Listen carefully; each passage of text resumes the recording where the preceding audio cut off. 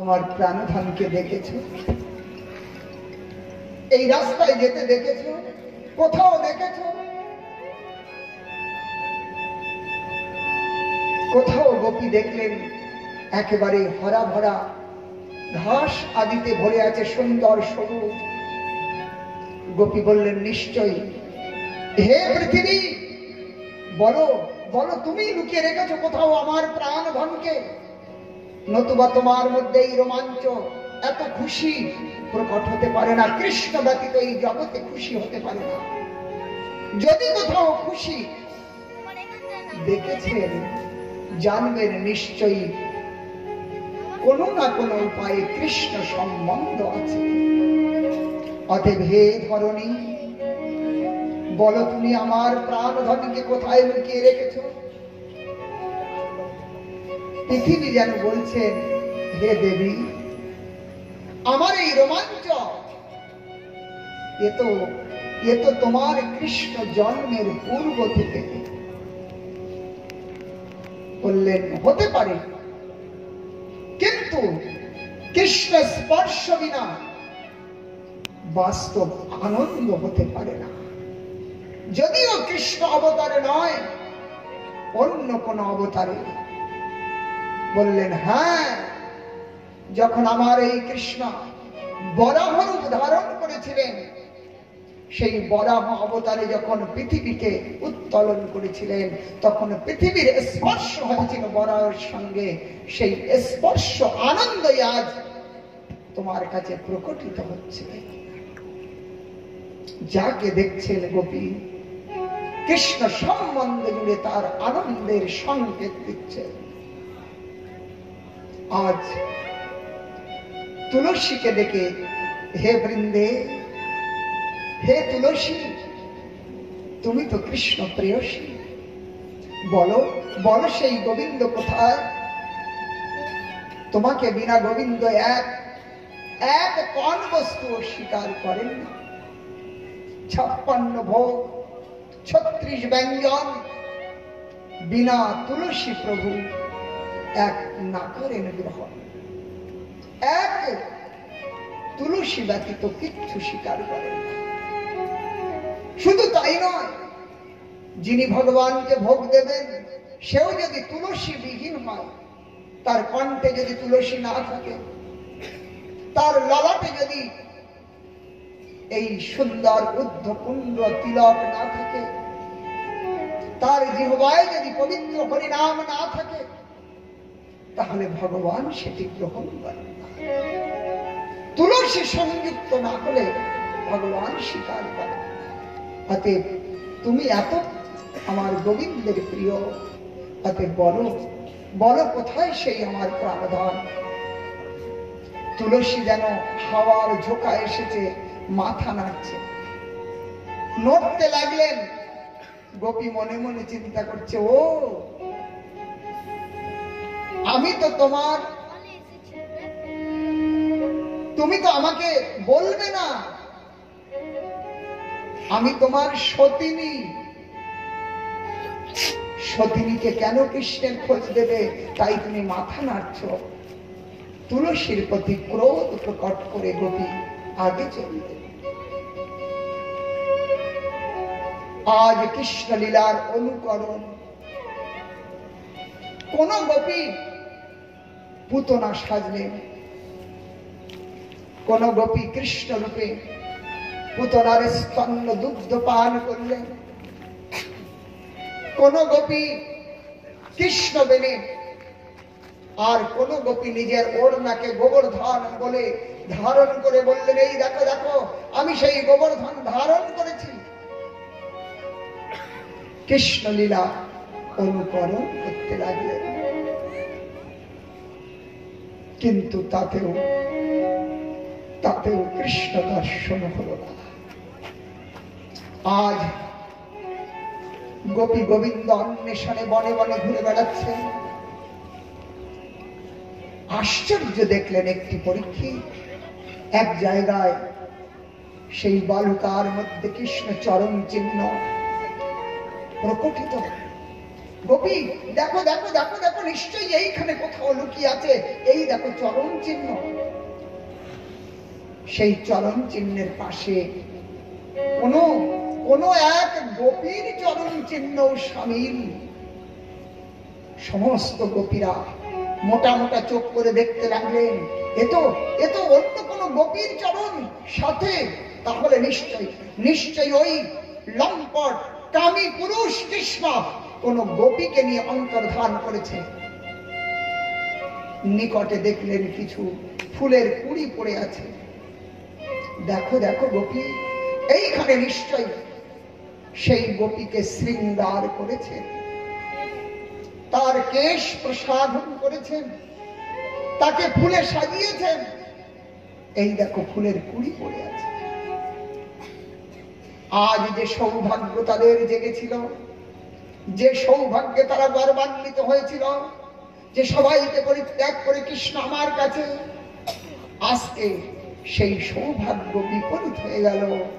আজ সেই সৌভাগ্য আঙুল তুলে দেখালো যে দেখো দেখো, ওই গোপী, যে গোপীকে নিয়ে গোবিন্দ আমাদেরকে ত্যাগ করে অন্তর্ধান করেছেন, তার সৌভাগ্যের কথা কি বলবো। অনয়ারাধিত নূনম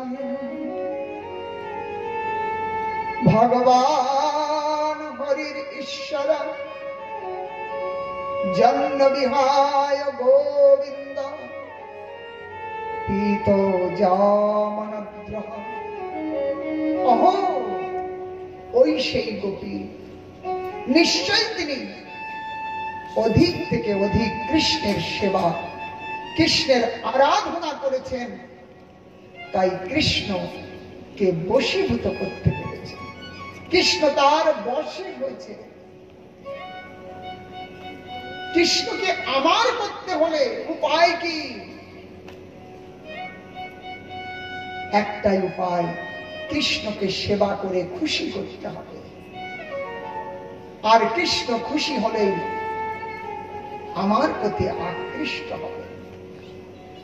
আজ ওই গোপী নিশ্চয়ই অধিক থেকে অধিক কৃষ্ণের আরাধনা করেছেন, তাই কৃষ্ণ সবাইকে পরিত্যাগ করে ওই গোপীকে নিয়ে অন্তর্ধান করেছেন। অনারাধিত নূনম,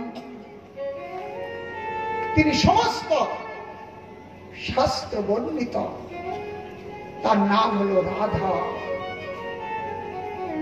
রাধা আরাধিকা শব্দ থেকে রাধিকা শব্দ প্রকট।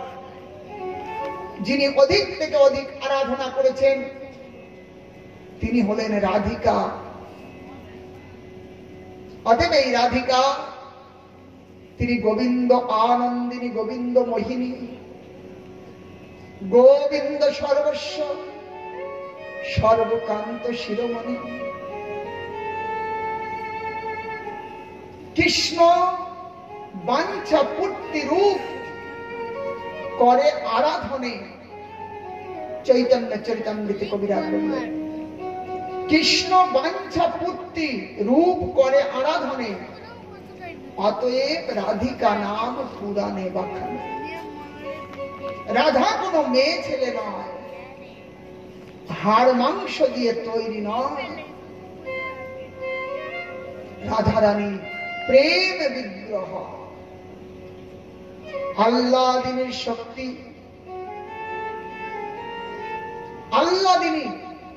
আল্লাদিনীর সার প্রেম, প্রেমের সার ভাব, ভাবের পরম কৃষ্ণ নাম মহাভাব। মহাভাব শিরোমণি রাধা ঠাকুরানী, রূপে গুণে সর্বকান্ত শিরোমণি। এই রাধা কোন নারী নয়, কৃষ্ণ এই নারীকে নিয়ে থাই থাই করে নেচেছেন নয়। প্রেম বিগ্রহ, আল্লাদিনীর সার, তাকে প্রেম বলে। প্রেম যখন পেকে যায় তাকে ভাব, ভাব পাকলে মহাভাব, আর সেই মহাভাব স্বরূপ হলো রাধা। অতএব কৃষ্ণ বাঞ্ছা পূর্তি কৃষ্ণের যে ইচ্ছা,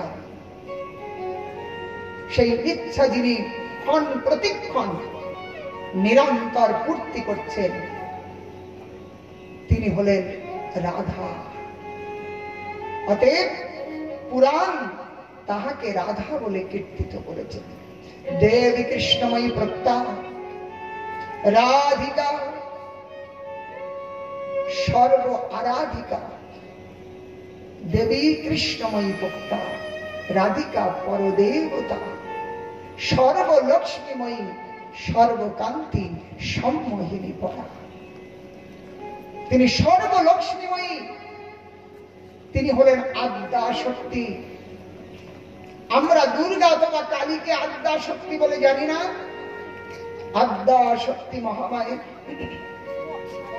ইয়া দেবী সর্বভূতেষু শক্তিরূপেণ সংস্থিতা, নমস্তস্যৈ নমস্তস্যৈ নমস্তস্যৈ নমো নমঃ।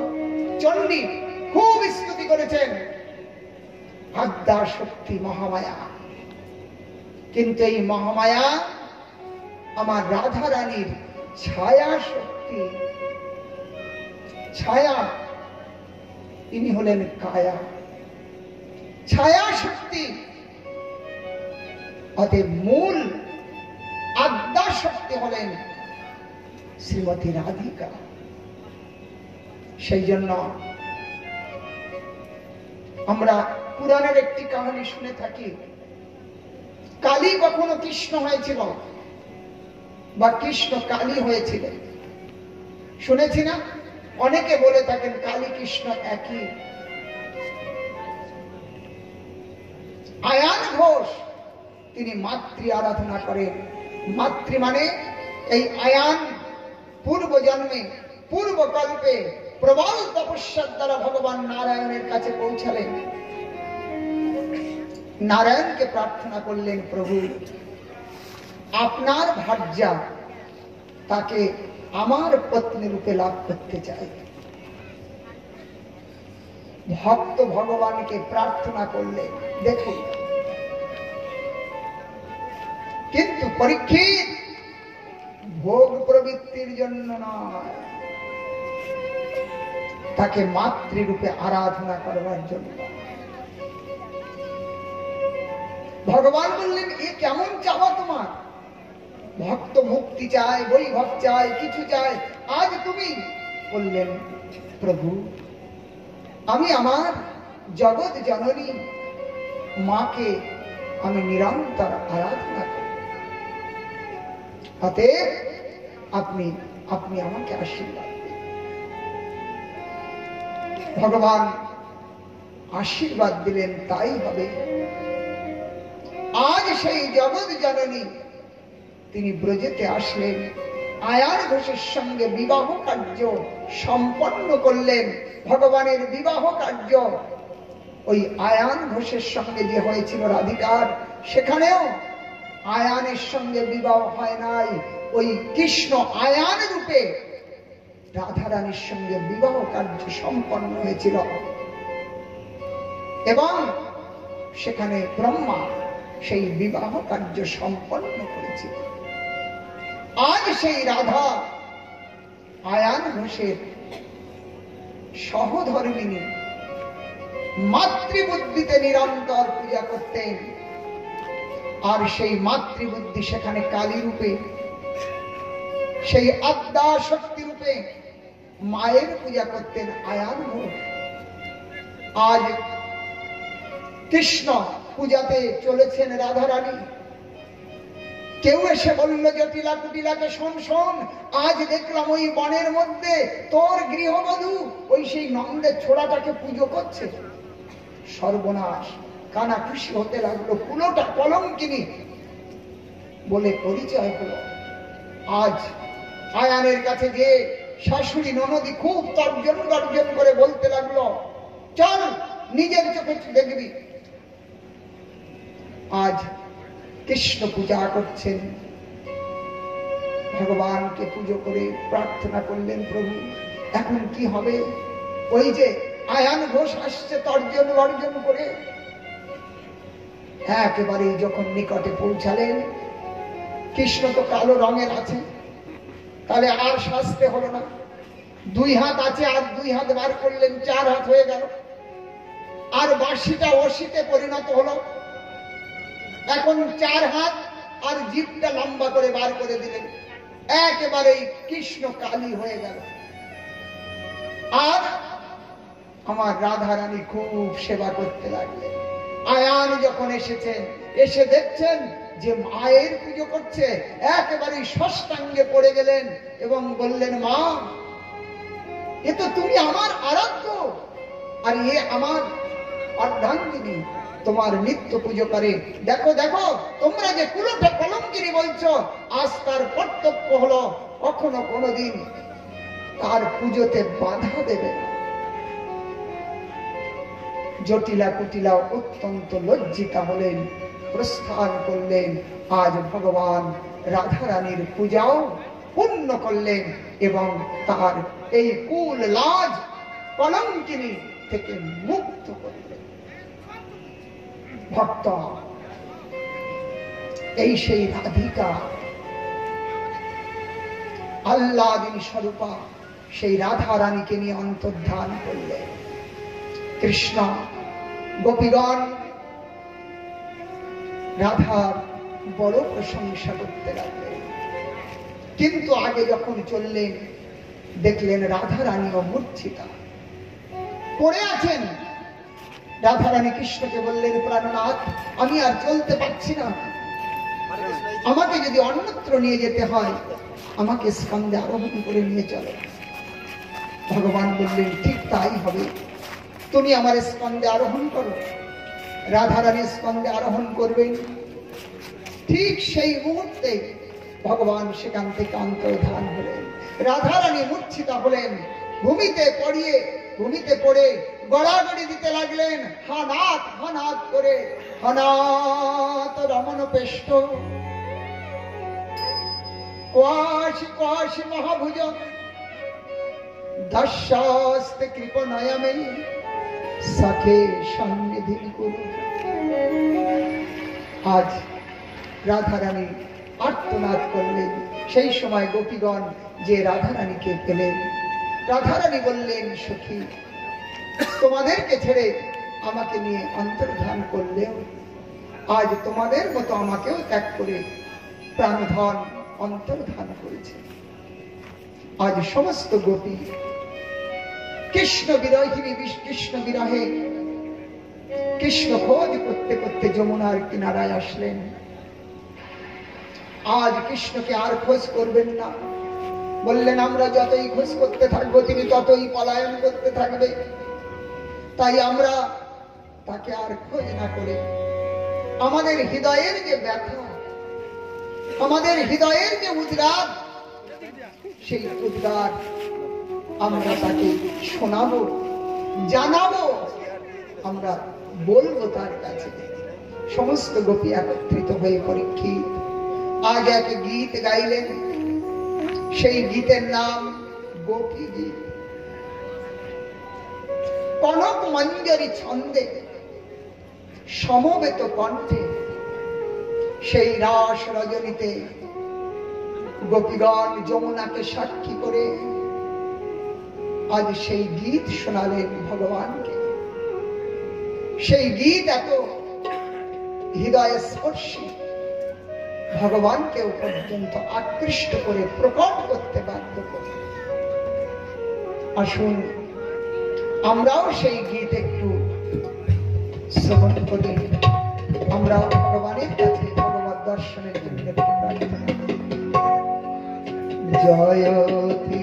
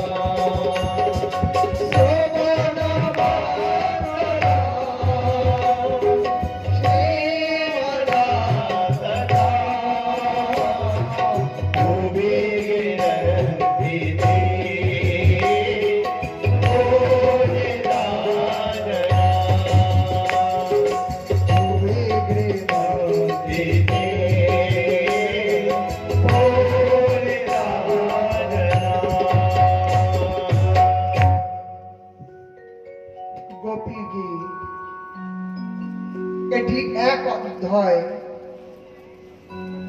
দশম স্কন্ধের 31 অধ্যায়। এক অধ্যায়ে গোপী গীত বর্ণন হয়েছে।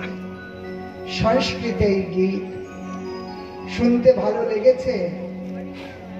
হ্যাঁ, ভালো লেগেছে। বোঝা কিছু যায় না, তাই তো, কিন্তু ভালো লেগেছে। সবকিছু বুঝে আমরা ভালো লাগাই না, না বুঝেও কিছু কিছু ভালো লাগে।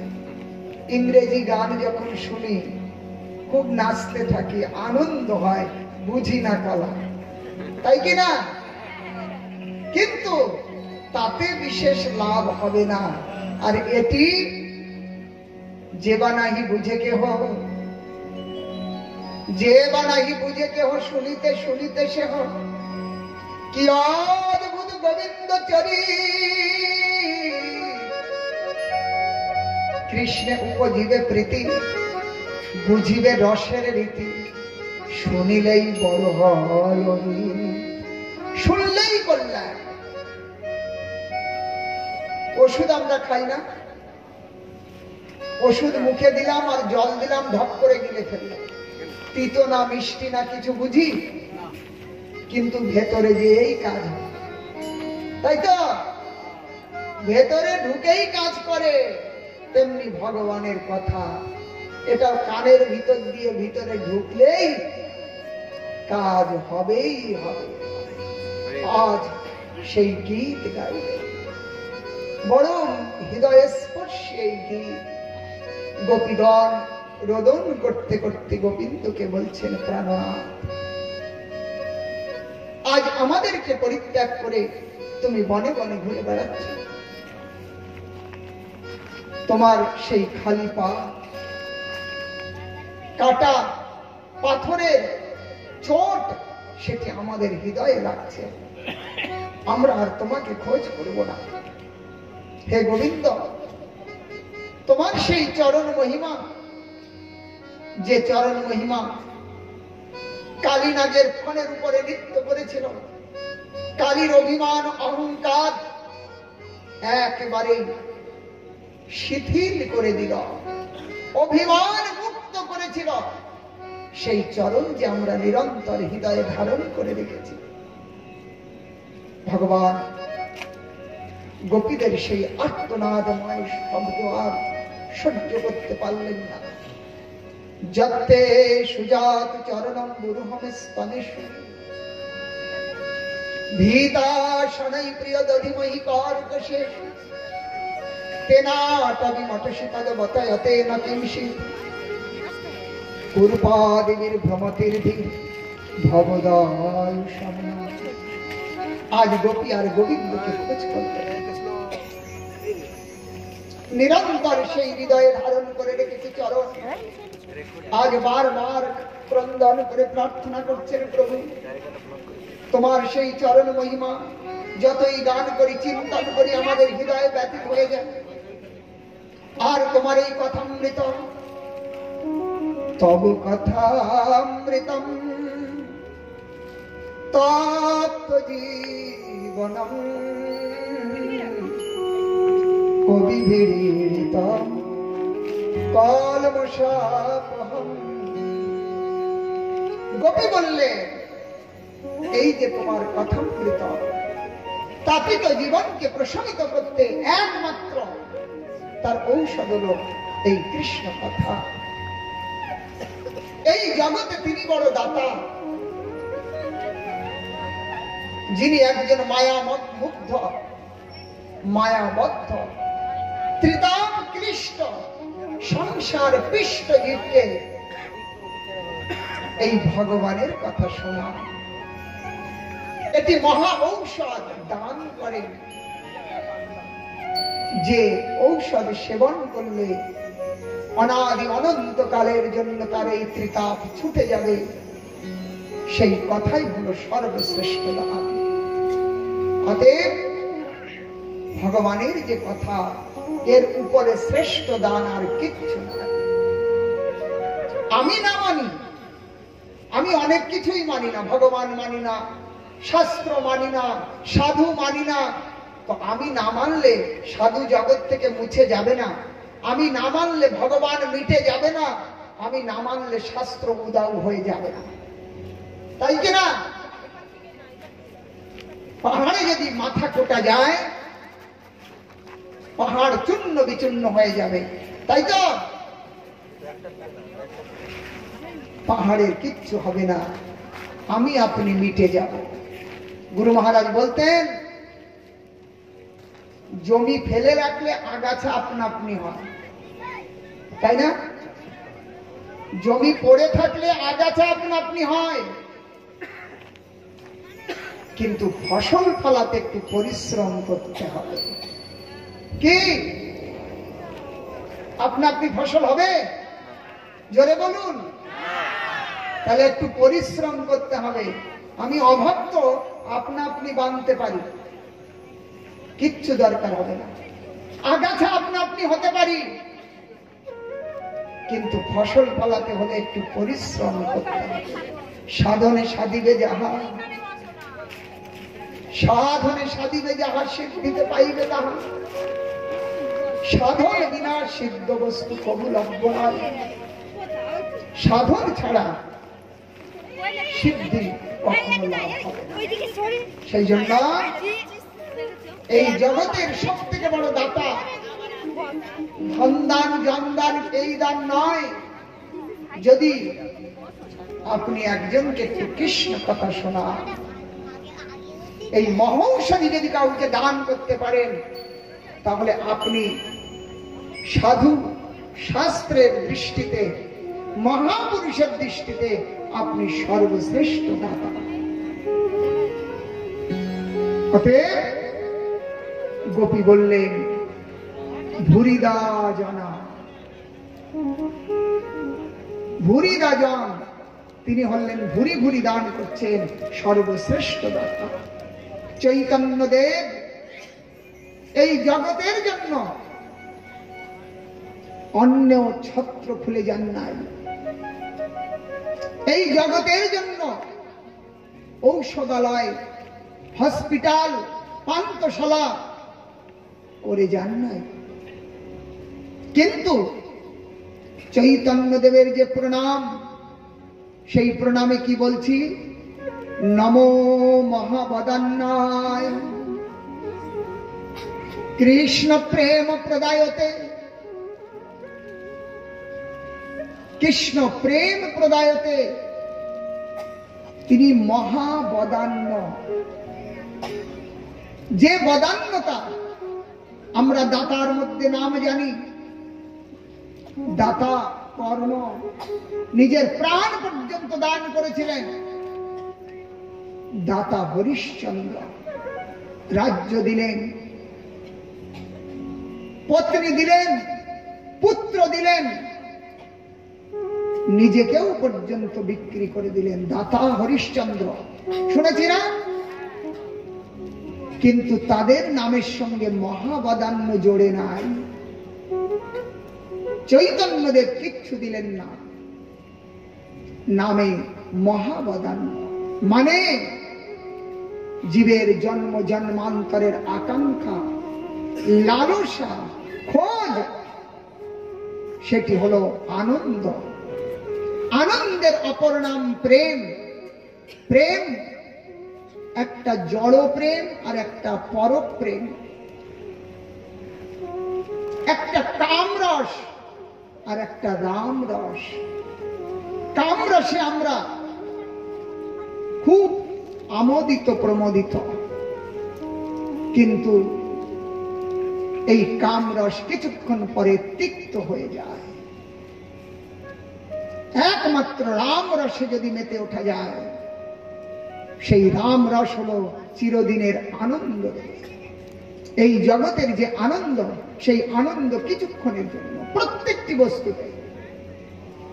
একটা উদাহরণে বুঝুন। মনে করুন কেউ যদি দৌড়ে চলেছে, তাহলে দৌড়ানোর থেকে হেঁটে চলা আনন্দ নয়, আরাম নয়? মাথা নাড়তে হবে। দৌড়ে যাওয়ার থেকে হেঁটে চলা আরাম। আচ্ছা, এইবার দৌড়ে চলছিল, হেঁটে চললো, আরাম হলো? আর 1 ঘন্টা 2 ঘন্টা যদি হেঁটে চলে, তাহলে ওই আরাম এক সময় কষ্ট হয়ে গেল না? তাহলে আরামটা কষ্টে বদলে গেল, আর দাঁড়ানো যাচ্ছে না ভাই, তাহলে দাঁড়ানোর থেকে বসা আরাম, বসা আরাম হলো। তাহলে যেটা আগে আরাম দিয়েছিল সে আবার কষ্টে বদলে গেল, বসা আরাম হলো। ঘন্টা 2 ঘন্টা যদি ট্রেন বাসে যাত্রা করতে হয় বসে, রাত্রে যদি রিজার্ভেশন না মিলেছে, তাহলে চিন্তা হবে না সারা রাত্রি বসে বসে কি করে যাব? হ্যাঁ, তাহলে যে বসা আমাকে আনন্দ দিয়েছিল সেই বসা এখন কষ্টের চিন্তা করিয়ে দিল। 2-10 ঘন্টা বসে থাকলে বসার থেকে মনে হলো একটু শোয়া আরাম, তাই না? তাহলে এগুলো তো আমাদের মাথায় স্বাভাবিক ঢোকার কথা, এই 1 ক্লাসের ছেলেরাও বুঝতে পারবে, কিন্তু আমার দাড়ি পেকেছে, চুল পেকেছে, যেতে হবে, তাও যেন আমরা বুঝতে পারছি না। ভক্ত, তাহলে শোয়াটা আরাম, কিন্তু যদি 2-4 দিন শুতে হয় বিমারিতে, কি তখন পিঠে বেডশোল হয়ে গেছে, তাহলে আর শুতে পাচ্ছি না, আর বসতে পাচ্ছি না।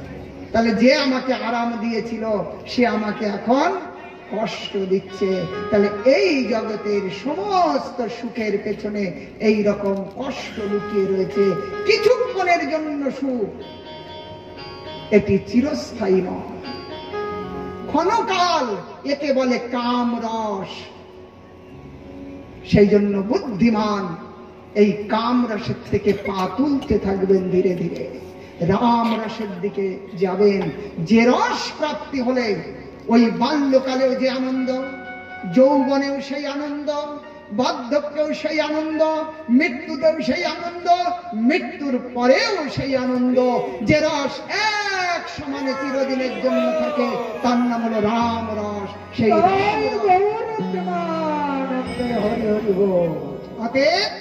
সেই রাম রস যদি 1 ঝিনুক, 1 চামচ যদি কাউকে পাঠাতে পিলাতে পারেন, তাহলে সর্বশ্রেষ্ঠ দাতা নন আপনি? হাত তুলুন, দাতা নন? সর্বশ্রেষ্ঠ দাতা। সেই জন্য যারা নাম বিলাচ্ছে, আপনার বাড়িতে যে যে একটু নাম করছে, হয়তো 2টো ভিক্ষা দিতে মনটা যাচ্ছে, ভিখারি এসেছে, অন্তত একটু প্রণাম করবেন। 10টা টাকা 20টা টাকা কিছু নয়, দেবেন আর তাদেরকে প্রণাম করবেন। এই জগতে তারাই হলো সব থেকে বড় দাতা, যে আপনার কানে কৃষ্ণ নাম শ্রবণ করাচ্ছেন। আজ গোপী বললেন ভুরিদাজনা, তারাই হলো সর্বশ্রেষ্ঠ দাতা।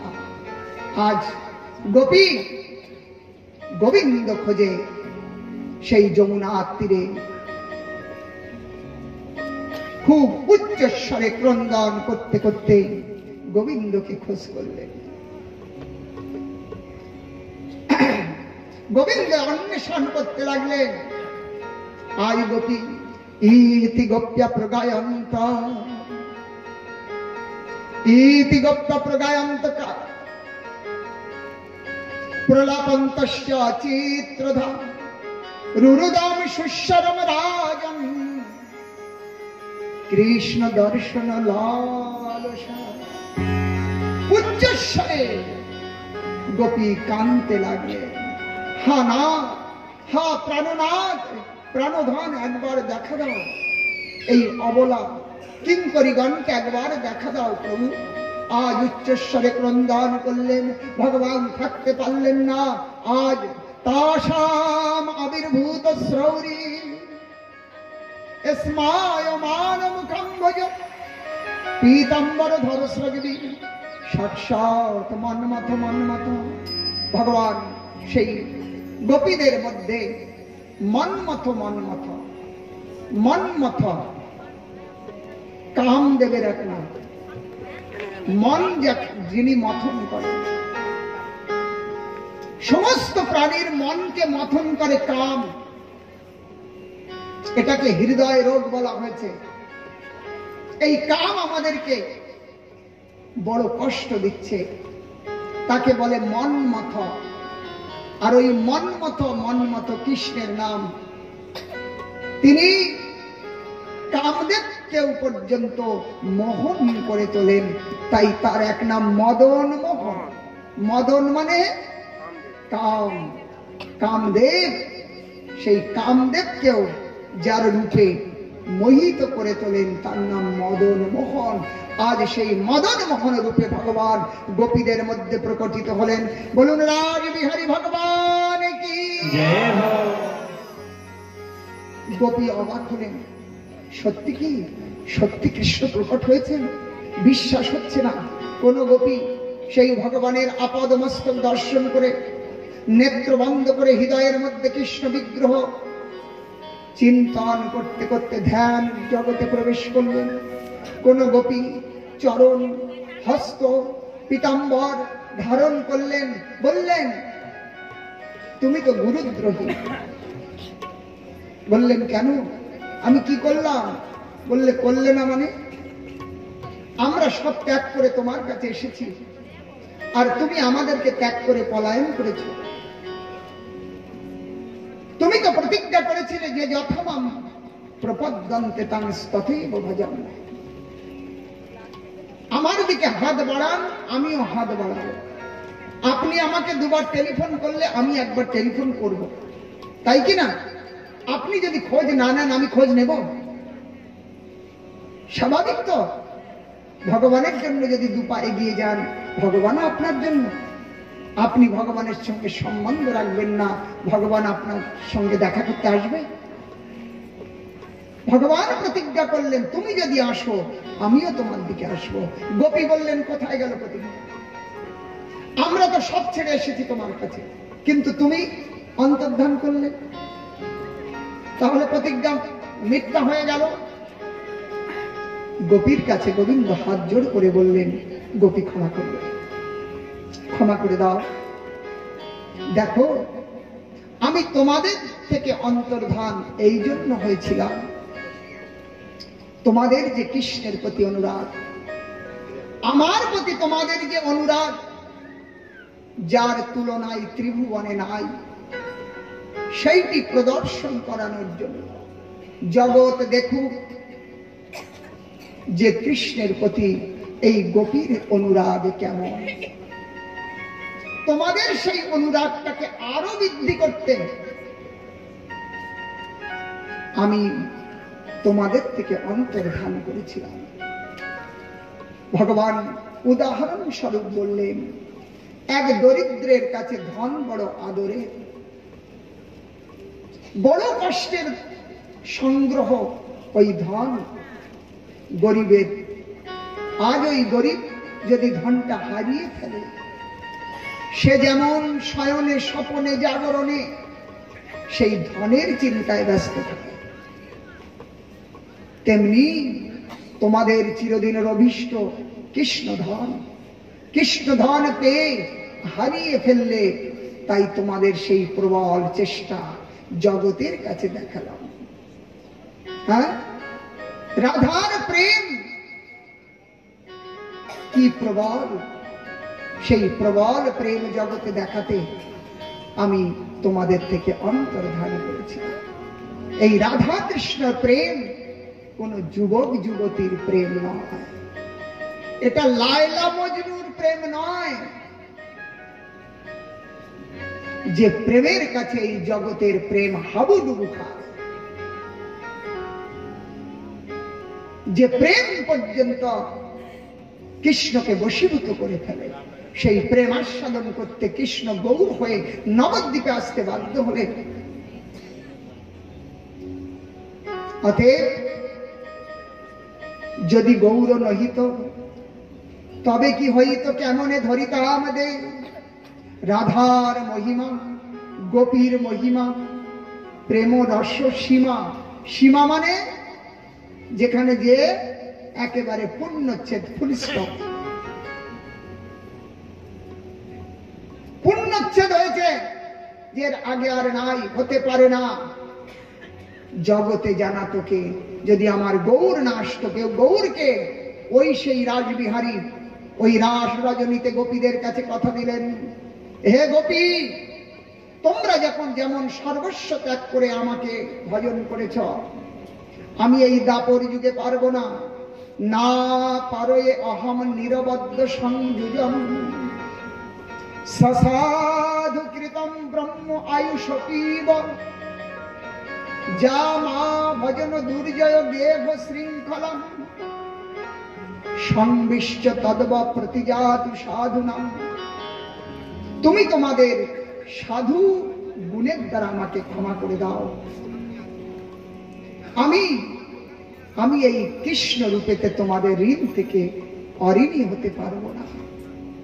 যখন আমি কলিতে গৌরাঙ্গ রূপে অবতীর্ণ হব, তোমাদের এই ঋণ পরিশোধ করতে আমি তোমাদের মতো সর্বস্ব ত্যাগ করব।